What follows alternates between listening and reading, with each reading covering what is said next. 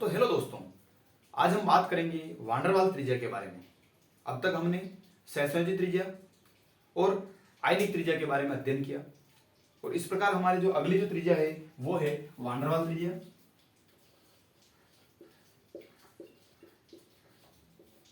Van der वाल त्रिज्या और वान डेर वाल त्रिज्या को हमें समझना होगा कि ये किस प्रकार होती है।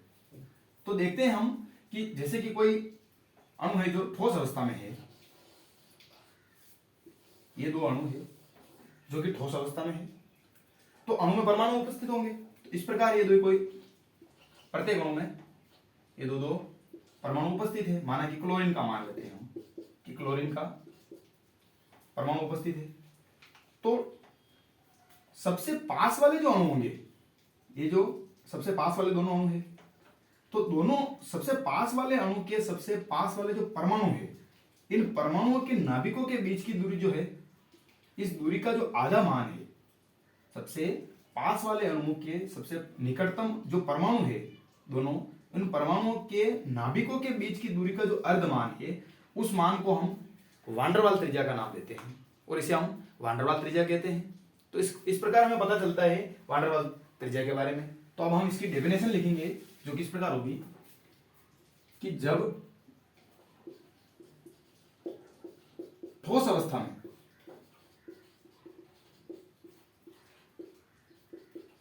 एक ही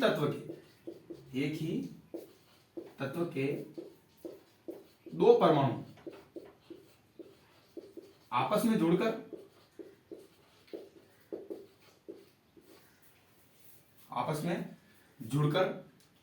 अणु का निर्माण करते हैं,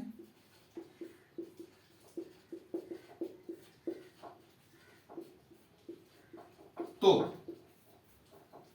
जब ठोस अवस्था में एक ही तत्व के दो परमाणु आपस में जुड़कर अणु का निर्माण करते हैं, तो सबसे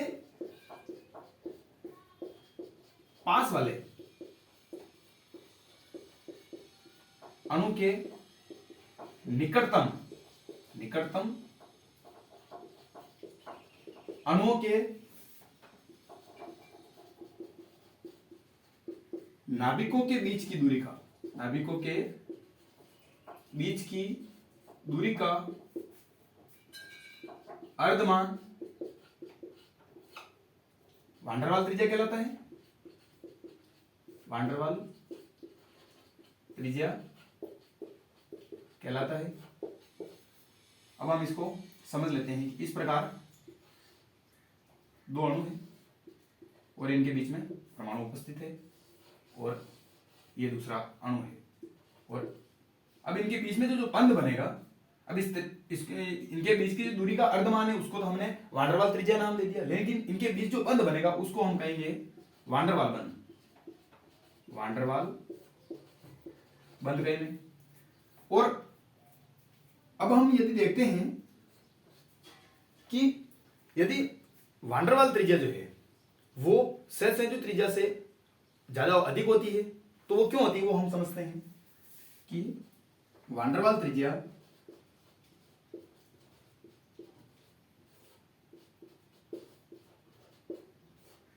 सहसंयोजी त्रिज्या से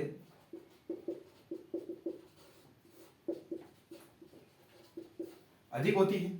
तो वो क्यों होती है? जैसा कि हमने सहसंयोजी त्रिज्या के बारे में पिछले वीडियो में पढ़ा था, किस प्रकार हमने पढ़ा था वो हम देखते हैं कि जैसे कि ये कोई दो परमाणु है, दो अणु है, अब ये इस प्रकार सहसंयोजी बंध बनाते हैं, तो इसमें क्या है कि नाभिकों के बीच की दूरी का मान वान डेर वाल त्रिज्या की अपेक्षा कम हो जाता है, जिसके कारण वान डेर वाल त्रिज्या अधिक होती है और सहसंयोजी त्रिज्या कम होती है। तो हम इसका एक कारण ये लिख सकते हैं कि सदैव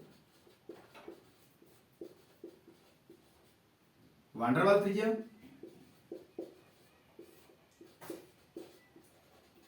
में बंध दूर स्थित परमाणुओं के मध्य बनता है,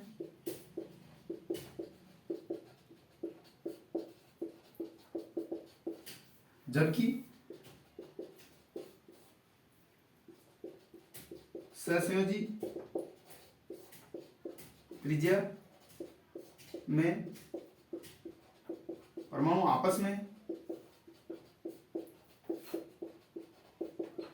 समाहित होकर बंध बनाते हैं,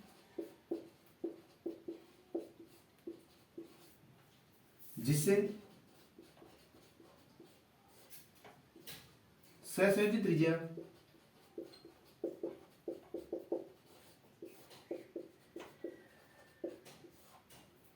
वान डेर वाल त्रिज्या से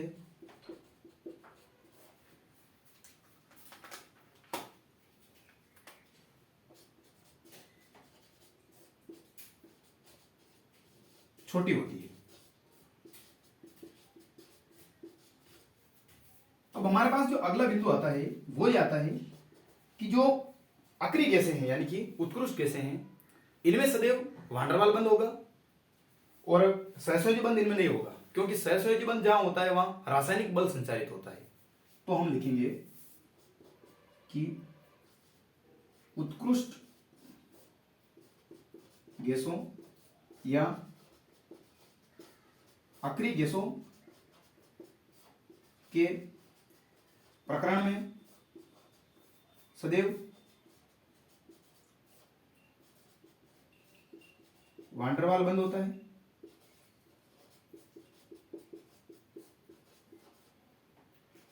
क्योंकि सहसंयोजी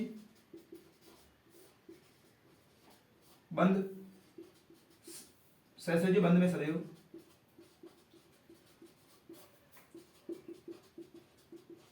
रासायनिक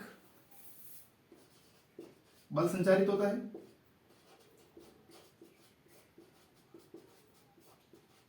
इसलिए अक्रिय गैसों में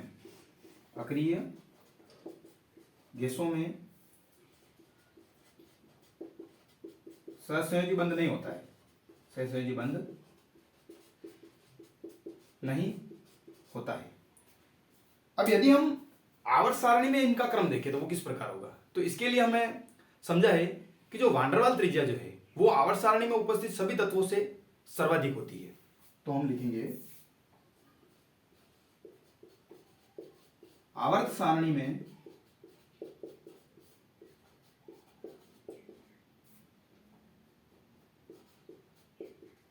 अक्रिय गैसों की वान डेर वाल त्रिज्या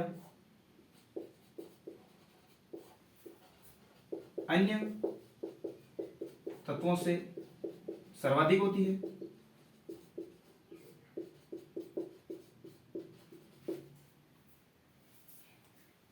तो हमारी जो अगली और अंतिम जो त्रिज्या है वो है हमारे पास धात्विक त्रिज्या। धात्विक त्रिज्या को हमें इस प्रकार समझेंगे कि जैसे कि कोई दो ये धातु परमाणु है और ये, अब इन दोनों के नाभिकों के बीच की जो दूरी का मान होगा, यानी कि धात्विक क्रिस्टल में दो परमाणुओं के नाभिकों के बीच की दूरी का जो अर्धमान होगा उसको हम धात्विक त्रिज्या कहते हैं। तो हम परिभाषा लिखेंगे कि धात्विक क्रिस्टल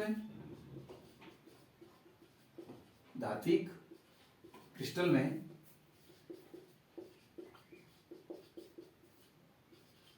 दो निकटतम परमाणुओं के नाभिकों के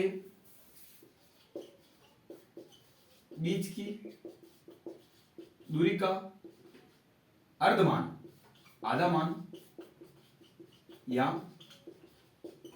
अर्धमान धात्विक त्रिज्या कहलाता है।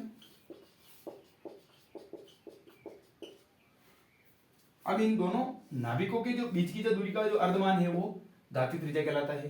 ये बात हमने समझ ली। लेकिन यदि हम देखते हैं कि जो धात्विक त्रिज्या है वो सदैव सहसंयोजी त्रिज्या से बड़ी होती है सदैव। वो क्यों होती है कि अब जैसे कि हमने समझा है कि धात्विक त्रिज्या इस प्रकार होगी, इस प्रकार दो परमाणु के मध्य बंध बनेगा, और सहसंयोजी त्रिज्या में किस प्रकार होगा कि ये दो परमाणु है वो इस प्रकार ये समाहित रहेंगे। अब एक दूसरे के अंदर समाहित होने से इनके बीच के जो बंध की दूरी का मान जो है वो कम हो जाता है, और इनके मध्य ये समाहित नहीं होते हैं, जिसके कारण इनके जो नाभिकों के बीच की दूरी का जो मान है वो अधिक होता है। इसलिए धात्विक त्रिज्या जो है सदैव सहसंयोजी त्रिज्या से अधिक होती है। ये कारण एक ये भी समझ सकते हैं हम। तो हम लिखते हैं कि धात्विक त्रिज्या सदैव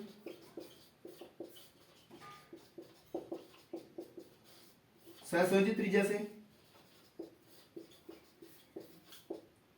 अधिक होती है,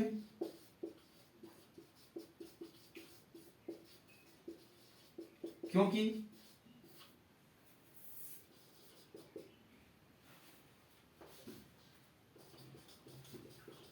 सहसंयोजी बंध के निर्माण से परमाणुओं के नाभिकों की दूरी का मान कम हो जाता है। इसलिए